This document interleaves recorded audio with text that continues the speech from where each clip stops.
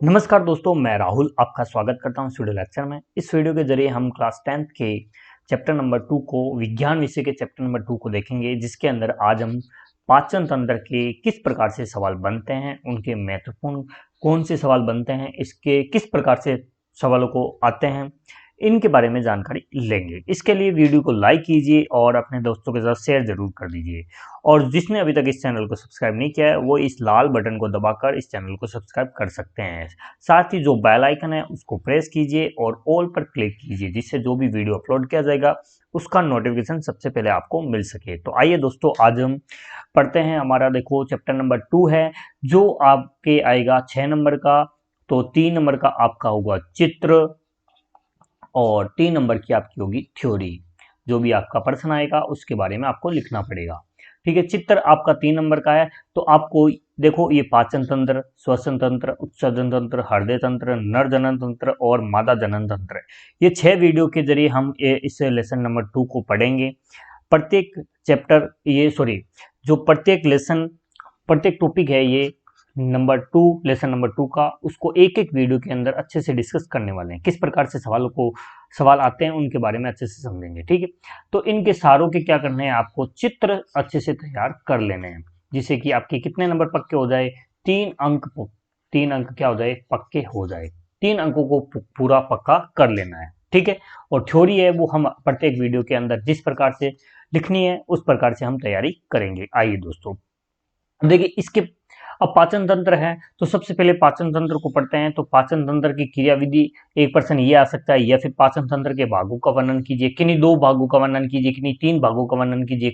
किसी भी प्रकार के, जैसे कि जितने भी भाग हैं उनके बारे में अलग अलग चर्चा की जा सकती है, अलग अलग प्रकार के प्रश्न बन सकते हैं। तो आज हम पाचन तंत्र की क्रियाविधि समझेंगे। ठीक है, देखिए पाचन तंत्र की क्रियाविधि के अंदर हम पढ़ेंगे, जो मानव में पाचन की क्रियाविधि का वर्णन कीजिए। सबसे पहले आपको ये इसके अंदर चित्र देखना है। आपको पहला प्रश्न ये आएगा, ये 3 नंबर के आएगा, ये मान लो कि 3 नंबर का प्रश्न है, और आपका चित्र आएगा वो आएगा 3 नंबर का। तो चित्र आपको आप खुद बना सकते हो, उनको प्रैक्टिस कीजिए, आप बनाना सीख जाओगे।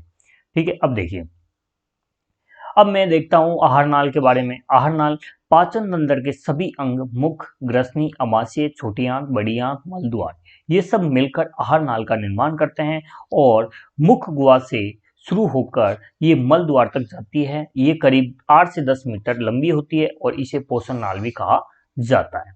देखो आहार नाल के प्रमुख कार्य कौन कौन से हैं। ये भोजन को सरलीकृत कर पचाने का कार्य करता है, और पचित भोजन है या पचित आहार है उसका अवशोषण करता है, और जो आहार को मुख से मल द्वार तक ले जाने में ये क्या करता है, सहायक होता है।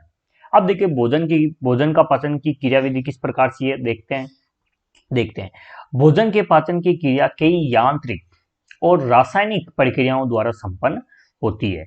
आहार नाल के भीतर विभिन्न अंगों एवं ग्रंथियों से स्त्रावित एंजाइम भोजन के पोषक तत्वों का क्या करते हैं, जल अपघटन करते हैं, कर उन्हें क्या करते हैं, सरल बनाते हैं या उनको तोड़ने का कार्य करते हैं। अब देखो सबसे पहले आपको मुख के बारे में पढ़ना है। तो देखो इसको मैंने अपने लैंग्वेज में लिखा है, तो आपको ये इस प्रकार से लिखोगे तो उस एग्जामिनर को अच्छा लगेगा। ठीक है, वैसे आपकी किताब में जो दिया हुआ है वो भी लिख सकते हो। भोजन का पाचन मुख से ही आरंभ हो जाता है। मुख में उपस्थित लार ग्रंथि से स्रावित एंजाइम टाइलिन होता है, टाइलिन, और इसी का दूसरा नाम क्या होता है, एमिलेज होता है। ये भी आपको ध्यान में रखना है, एबीसीडी के अंदर प्रश्न आ सकता है। एंजाइम भोजन को चिकना व लसलसा बना देते हैं। मुख में 30% स्टार्च का पाचन हो जाता है। ठीक है, कितने प्रतिशत स्टार्च का पाचन होता है, 30% स्टार्च का पाचन हो जाता है।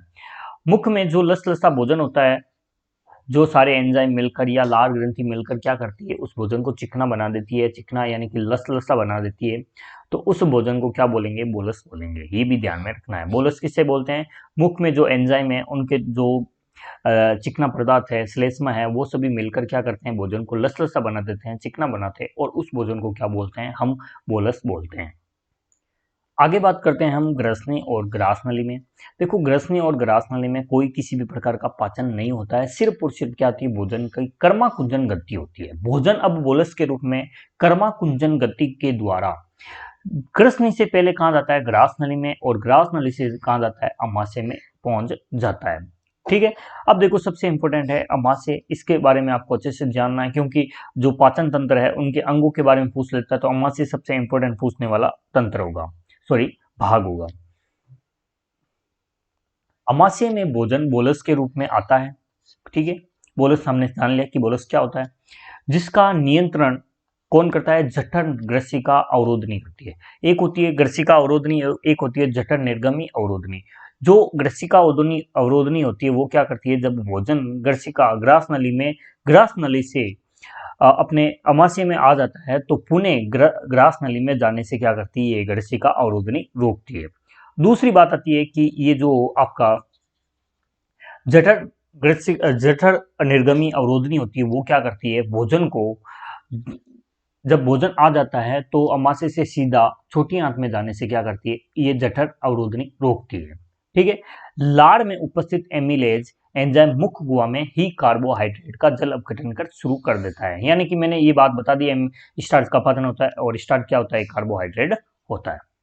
देखिए अमाशय में 3 प्रकार के स्त्राव होते हैं। कितने प्रकार के होते हैं, 3 प्रकार के स्त्राव होते हैं, आपको याद रखना है। एक होता है म्यूकस, और एक होता है प्रो एंजाइम पेप्सिनोजन, और एक होता है HCl यानी कि हाइड्रोक्लोरिक अम्ल होता है। ठीक है।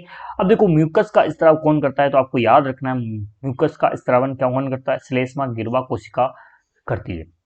म्यूकस का स्त्राव कौन करता है, श्लेष्मा गिरवा कोशिका करती है। देखो प्रो एंजाइम पेप्सिनोजन HCl अम्ल, जो प्रो एंजाइम पेप्सिनोजन है वो क्या करता है, HCl यानी कि HCl अम्ल है उसके द्वारा जो तैयार किया गया अम्लीय माध्यम है वहां पे क्या हो जाता है, सक्रिय हो जाता है, और सक्रिय जो होकर कौन से एंजाइम में बदल जाता है, पेप्सिन एंजाइम में बदल जाता है, परिवर्तित हो जाता है। पेप्सिन पेप्सिन क्या करता है, जो पेप्सिन है तो वो भोजन में उपस्थित प्रोटीन का क्या करता है, प्रोटीन का अपघटन करने का कार्य करता है।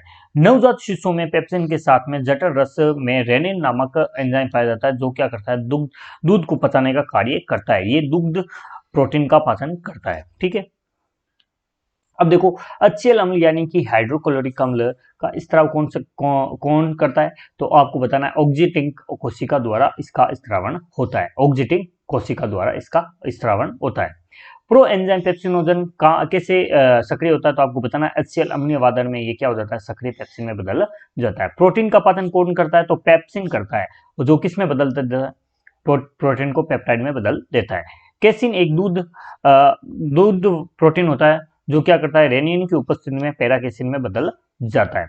अमाशय में कुछ घंटों तक संग्रहित रहता है, अमाशय में भोजन है वो कुछ घंटों तक संग्रहित रहता है और पेशीय संकुचन द्वारा जठर रस द्वारा रस से मिश्रित होकर काइम का निर्माण करते हैं। देखो उसमें हमने देखा कि मुख्य गुहा में जब जो श्लेष्मा है और जो एंजाइम है वो क्या करते हैं, मिलकर बोलस के रूप में भोजन को बना देते हैं। लसलसा होता है उस भोजन को क्या बोलते हैं, बोलस बोलते हैं।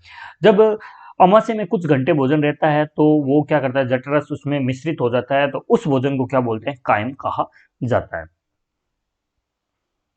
अब बात करते हैं छोटी आंत की, तो अमाशय से भोजन कायम के रूप में छोटी आंत में प्रवेश कर जाता है। ठीक है। और भोजन का सर्वाधिक पाचन कहाँ होता है, तो आपको बताना है छोटी आंत के प्रथम भाग। छोटी आंत के प्रथम भाग कौन सा है, ग्रहणी के अंदर इसका पाचन होता है। यहाँ विभिन्न नलिकाओं द्वारा अग्नाशय रस, पित्त रस, आंत रस छोड़े जाते हैं। सभी रस इस ग्रहणी में छोड़े जाते हैं। ठीक है। और भोजन में उपस्थित पोषक तत्वों का पाचन यही होता है। अग्नाशय रस कौन से हैं, देखो स्टार्च है, वो एमिलेज एंजाइम को क्या स्टार्च का पाचन कौन करता है, एमिलेज एंजाइम करता है, वो क्या करता है, माल्टोस में बदल देता है। प्रोटीन का 2 एंजाइम होते हैं, जो ट्रिप्सिन होता है और एक काइमोट्रिप्सिन होता है, जो क्या करता है, पेप्टाइड में बदल देते हैं। ठीक है।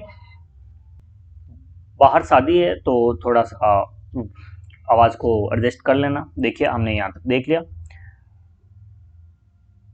देखिए यहाँ तक हमने प्रोटीन, ट्रिप्सिन, काइमोट्रिप्सिन ये देख लिया हमने। देखिए वसा है, वसा का पाचन कौन करता है, लाइपेज करता है। ये इंपॉर्टेंट है, आपको याद रखना है। वसा का पाचन कौन करता है, लाइपेज करता है, जो वस्य अम्ल में बदल देता है। यकृत के अंदर वसा को पित्त लवण होता है, वो क्या करता है। आगे देखिए जो वसा है वो पित्त लवण की सहायता से क्या किस में बदल जाती है, वसा गोलिकाओं में, यानी कि छोटी छोटी गोलिकाओं में इसका पाचन हो जाता है, अपघटन हो जाता है। आंतरस में माल्टोस होता है, वो माल्टेज की उपस्थिति में ये एंजाइम है, माल्टेज एंजाइम है, जो ग्लूकोज में बदल जाता है। लैक्टोस है, वो लैक्टेस एंजाइम की सहायता से ग्लूकोज में बदल जाता है। सुक्रेज है, वो सुक्रेस एंजाइम की सहायता से ग्लूकोज में बदल जाता है।